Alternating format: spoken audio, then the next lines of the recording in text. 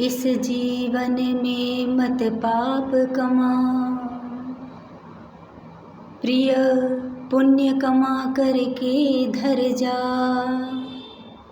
मन चंचल है विषयाचल में, न लपेट से कुछ तो कर जा। यह दुर्लभ देह मिले न मिले, शुभ कर्म यही जग में कर जा।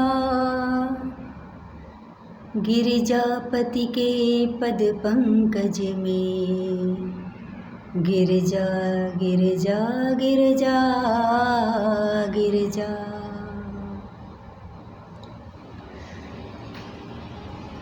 भगवान की शरणागति समस्त समस्याओं का समाधान है। भगवान ने इस सृष्टि की रचना की, सृष्टि के कुछ नियम भी निर्धारित किए। व्यक्ति जैसा कर्म करता है वैसे ही उसे फल की प्राप्ति होती है, ये प्राय सभी जानते हैं। शुभ कर्म हो या अशुभ कर्म, पाप कर्म या पुण्य कर्म, सबका फल भोगना ही पड़ता है। भगवान ने कुछ ऐसी भी व्यवस्था की है कि पाप कर्म न भोगने पड़े, लेकिन ये उनके लिए जो पाप कर्म से निवृत्त होना चाहते हैं, जो पाप कर्मों को मिटा देना चाहते हैं, जो पाप कर्मों से छूटना चाहते हैं, ऐसे लोगों के लिए भगवान ने व्यवस्था की है। तो व्यक्ति ये जानता है कि हमें कर्मों का फल भोगना पड़ता है, उसके उपरांत भी व्यक्ति पाप कर्म करता है। बस यही आश्चर्य की बात है। बहुत लोग ऐसे भी हैं जो पाप कर्म करना नहीं चाहते, लेकिन उनसे पाप कर्म बन जाते हैं। जैसे पैरों के नीचे आकर छोटे छोटे नन्हे नन्हे से जीव मर जाते हैं। अब व्यक्ति को पता ही नहीं चला और उसके पाप कर्म बन गए। तो ऐसे बहुत से कर्म हो जाते हैं।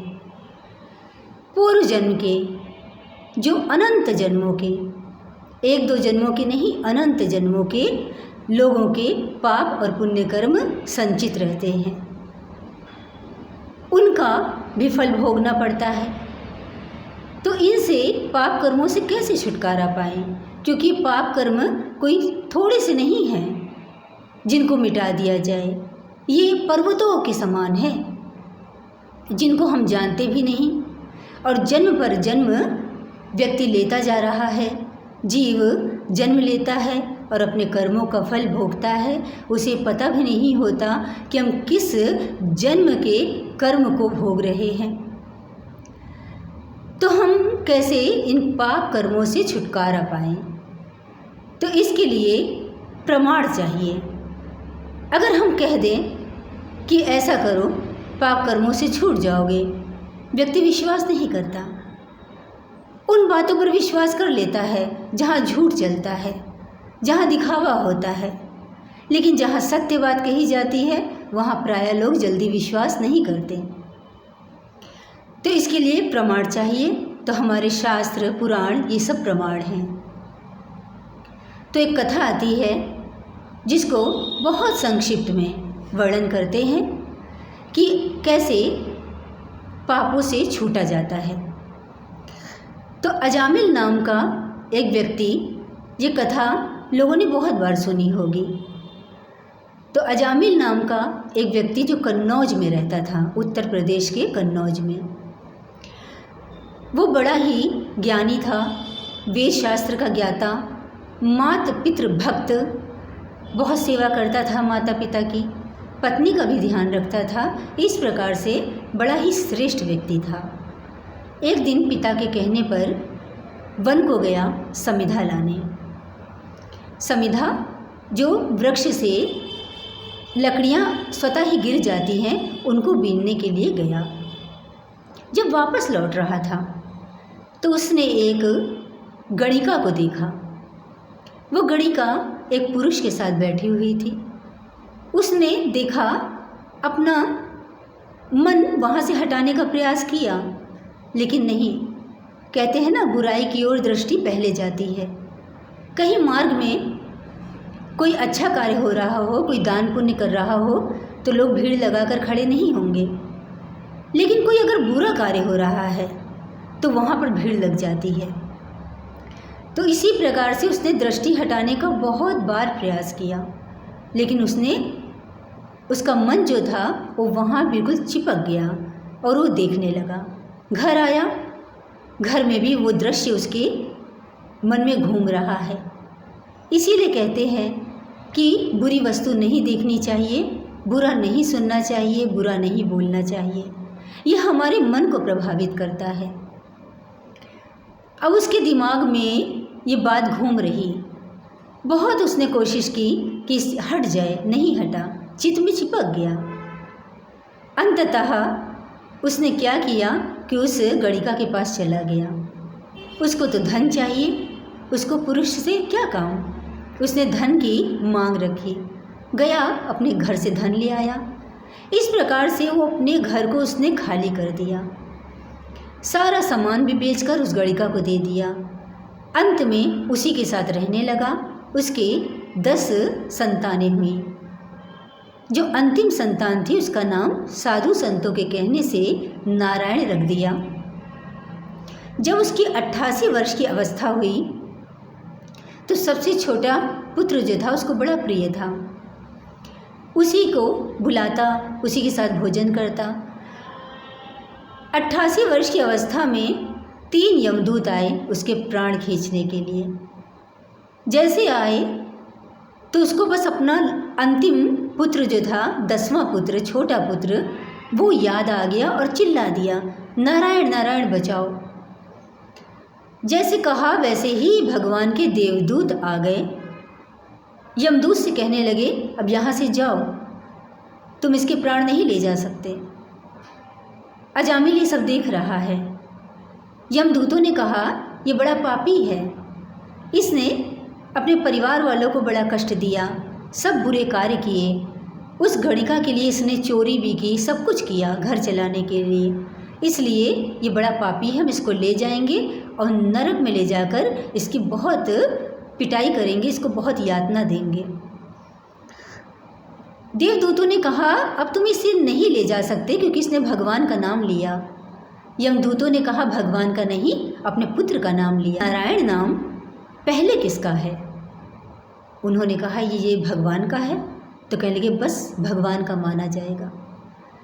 भगवान का नाम कैसे भी लिया जाए, वो तारने वाला है। कहने लगे, तुम भागवत धर्म नहीं जानते, जाओ पहले भागवत धर्म जानो। यमदूत चले गए। क्या करते देवदूतों के आगे, कुछ नहीं चली। यमराज जी के पास पहुँचे। प्रभु, जिसको लेने के लिए आपने भेजा था उसको नहीं ला सके। उन्होंने कहा, क्यों?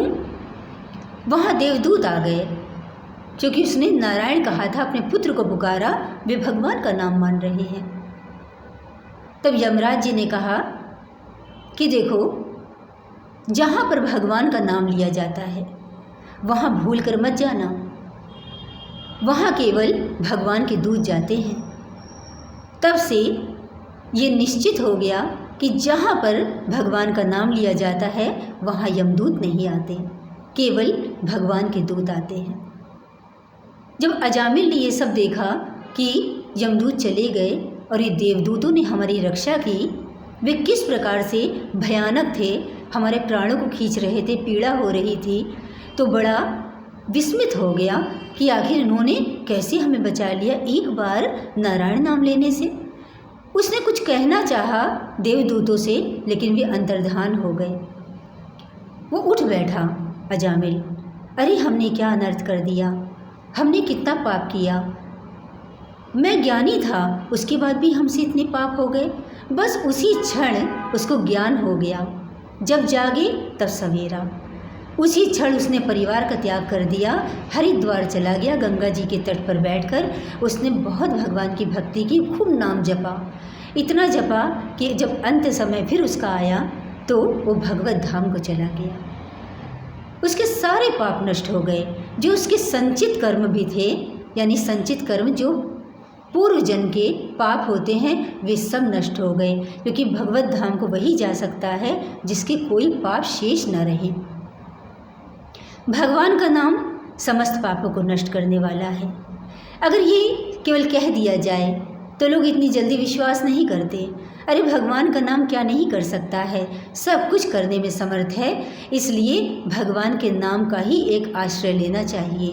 हमें अपने पाप कर्मों को नष्ट करना है तो केवल और केवल एक भगवान के नाम का साधन है। लोग इस बात पर अधिक विश्वास करते हैं कि हमें ऐसा साधन बता दो जैसे कोई टोटका हो या कोई और कुछ हो, लेकिन इन सब से कुछ होने वाला नहीं है। लोग इधर जाते अवश्य हैं, लेकिन इनसे कुछ होने वाला नहीं है।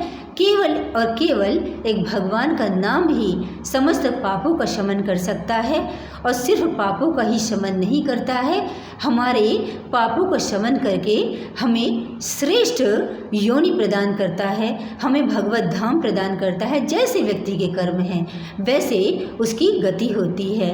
अंततः व्यक्ति जैसी अंत समय में भगवान का नाम मुख में आ जाए तो व्यक्ति भगवत प्राप्ति कर लेता है।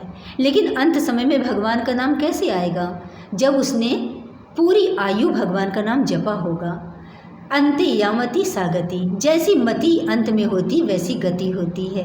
तो भगवान का नाम कल्याणकारी है, भगवत धाम प्राप्त कराने वाला है और पापों का शमन करने वाला है। केवल यही एक आश्रय है। अगर व्यक्ति नाम का आश्रय लेता है, निश्चित ही उसके समस्त पाप नष्ट हो जाते हैं।